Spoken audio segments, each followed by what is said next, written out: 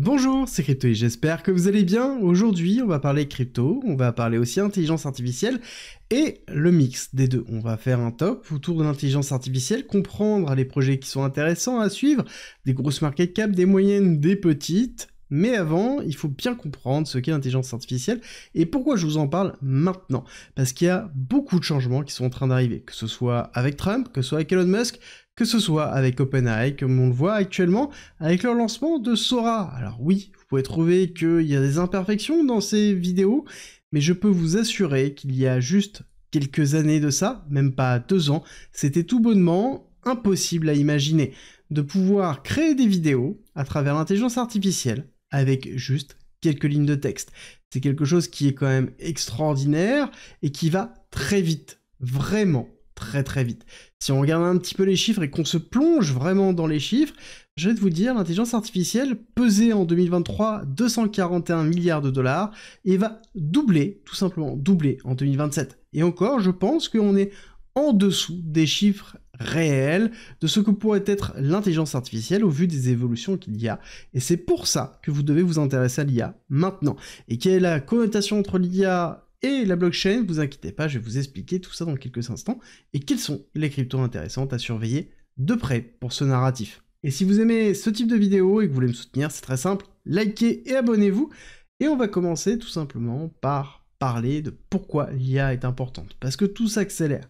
Comprenez bien, à l'image du lancement de Sora par ChatGPT, ces vidéos que je vous ai montrées en introduction, comprenez bien que ça n'existait absolument pas. Personne n'y pensait, on avait juste un rêve fou. Et en 2 ans, ça a été créé. Imaginez bien ce qui pourrait être créé dans les 2 prochaines années. Et c'est là où on se rend compte à quel point ça peut s'accélérer très vite. Que ce soit dans le domaine scientifique, médical, que ce soit dans la création audiovisuelle, que ce soit pour toute autre chose, ou même la partie humanoïde. Et oui, ça joue énormément aussi. Pourquoi la partie humanoïde et la partie vraiment robotisation a toujours été un peu à l'arrêt? C'est la capacité à pouvoir traiter l'énorme quantité de données nécessaires à pouvoir prendre des décisions, ne serait-ce juste que le fait de se déplacer, le fait de réagir à un stimuli.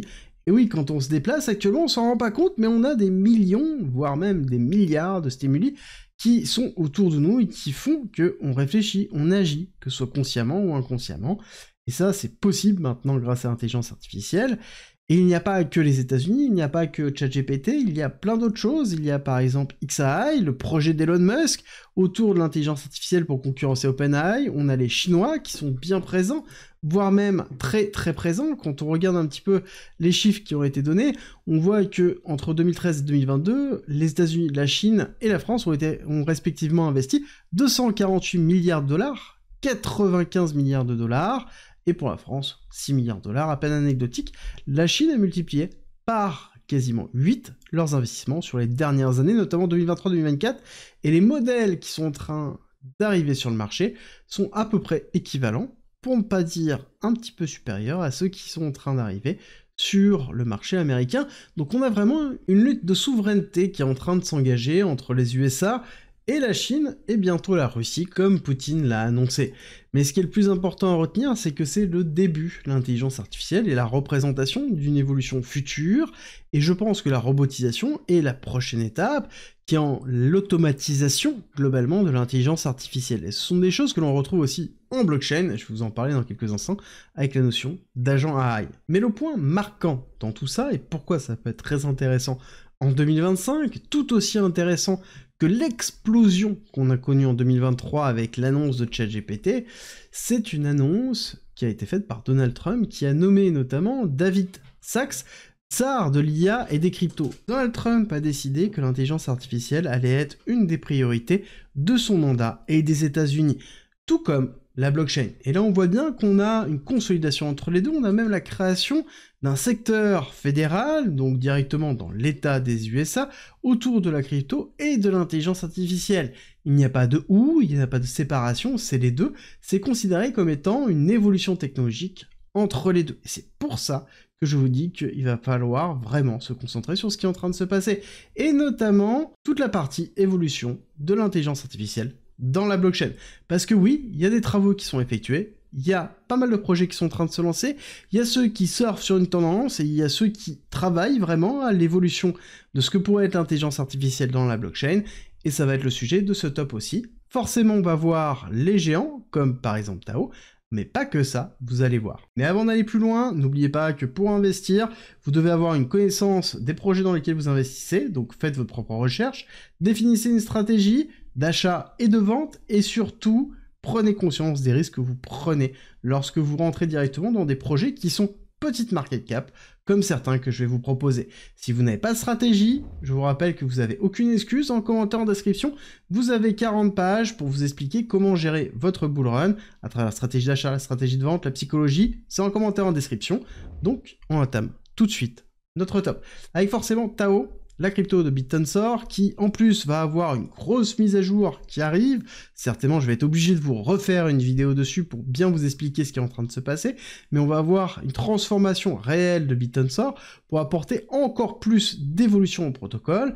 On a un protocole qui est clairement leader dans le domaine de l'intelligence artificielle, alors qui n'est pas le leader, il y en a un autre avec que je vais vous présenter après, mais on est vraiment dans la grosse blockchain qui est vraiment dans l'intelligence artificielle, avec ici une première phase d'expansion, un très gros retracement dans les alentours des 786 de Fibonacci, d'accord, zone de réaccumulation, dans lequel on a fait d'ailleurs une accumulation, rupture, première accélération avec un retracement, deuxième accélération, gros retracement dans lequel on est en train d'aller retester potentiellement les 382, les 0,5, d'une continuité de tendance quand on prend ici le retracement de Fibonacci sur la totalité de ce mouvement-là. C'est généralement des zones de renforcement, et on sait qu'on peut aller, pourquoi pas, un petit peu plus bas, mais ce seront des zones de renforcement long terme, à condition qu'on ait une stratégie d'achat et qu'on ne s'expose pas trop, ou en tout cas en connaissance de cause.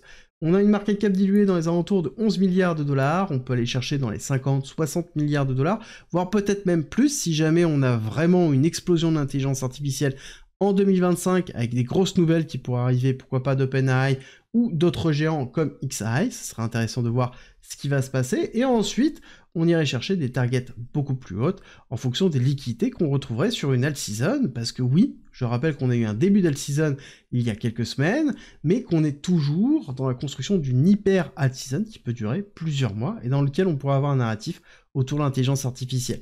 Donc dessus, on a plusieurs grosses perspectives, et on pourrait juste avec une extension de Fibonacci, donc avec cette première accélération et le retracement qu'on a eu, aller chercher des targets dans les alentours des 1000 $, 1300, et pourquoi pas beaucoup plus haut dans les alentours de 2000, voire même si on va chercher d'autres extensions comme les 3618 ou les 4618, des extensions, des prix dans les alentours des 4000 $ au niveau de Tao.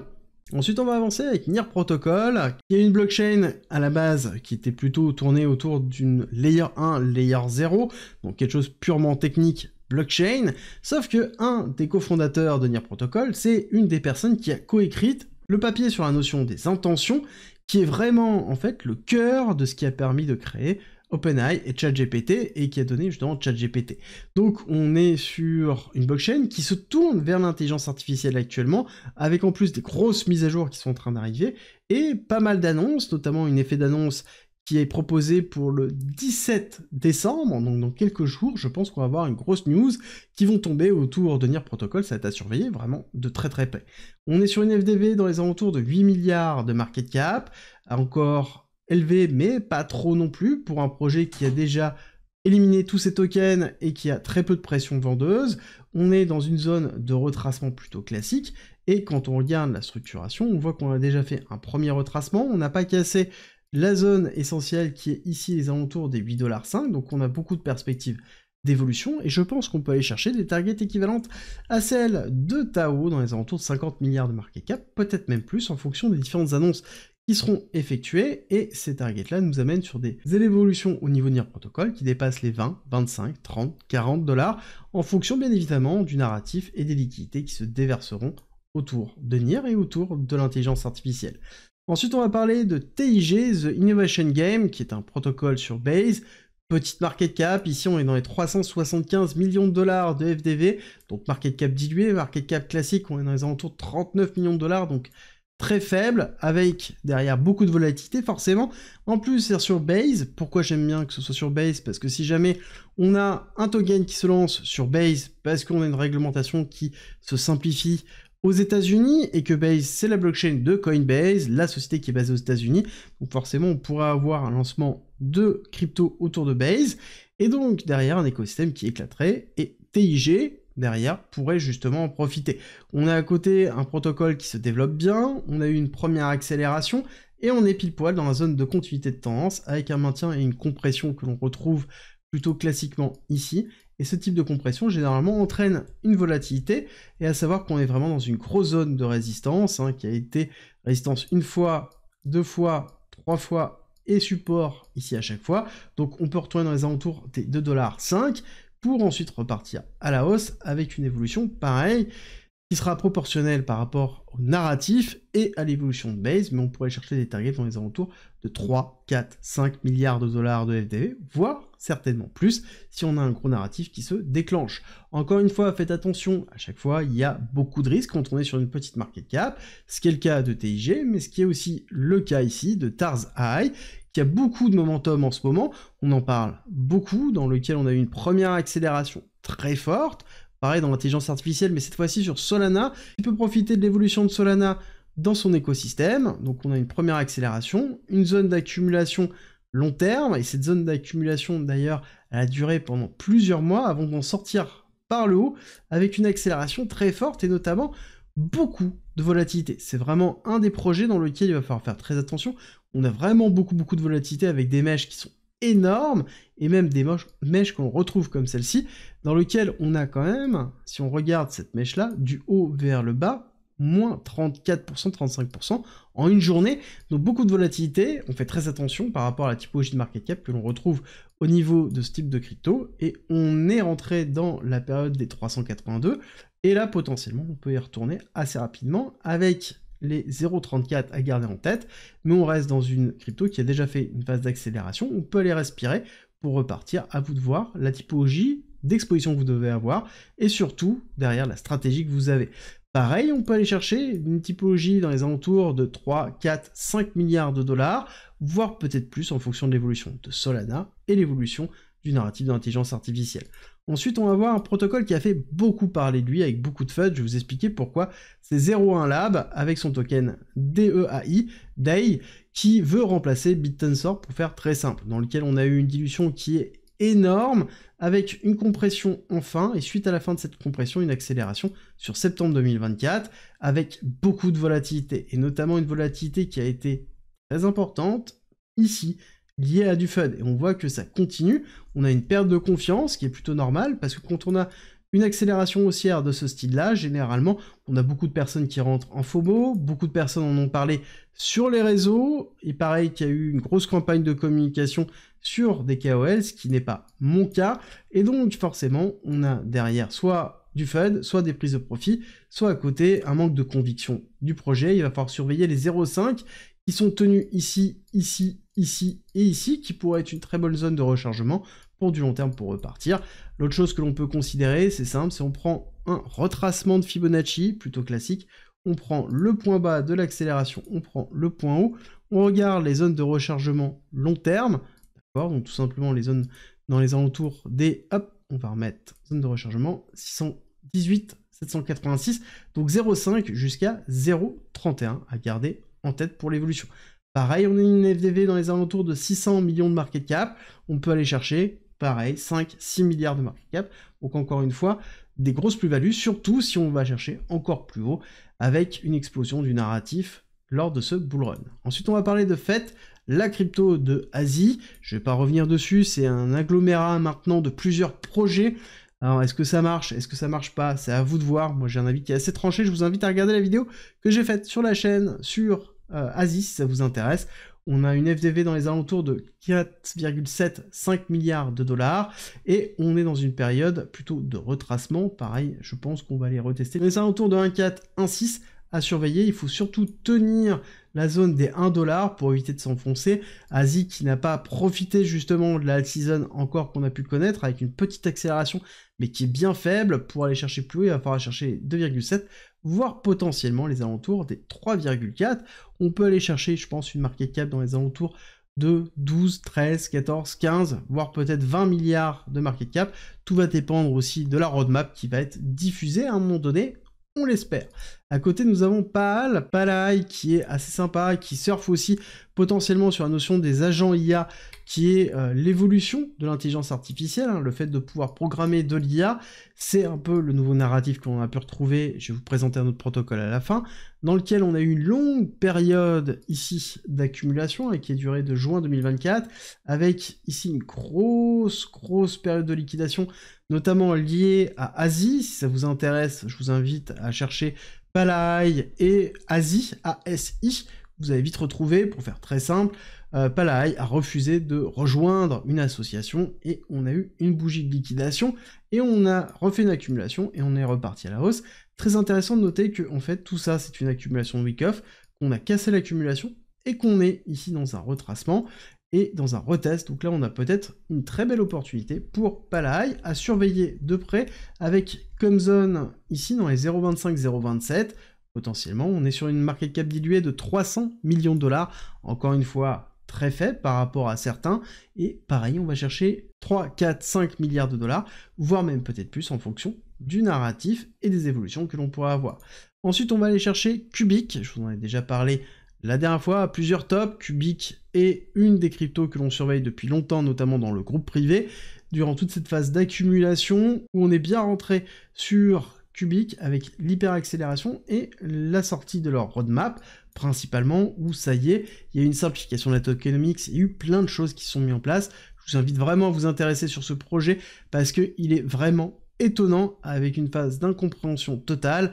On a vraiment des personnes qui bossent dessus, et on a eu une énorme accumulation, une sortie d'accumulation, potentiellement un retest de l'accumulation dans les alentours des 3, alors je vais pas dire le nombre de zéros parce que c'est insupportable, donc dans cette zone-là, pour ensuite repartir à la hausse. Pareil, on voit une première baisse, un retracement, une deuxième baisse, pour repartir, et là, par contre, on irait chercher, pareil, des grosses targets, hein.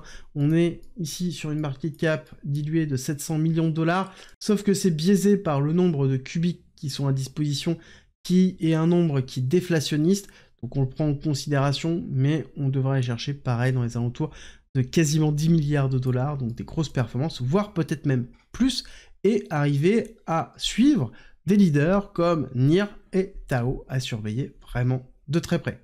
Je terminerai par deux choses. Premièrement, ça va être Virtual Protocol, ce qu'il va falloir surveiller.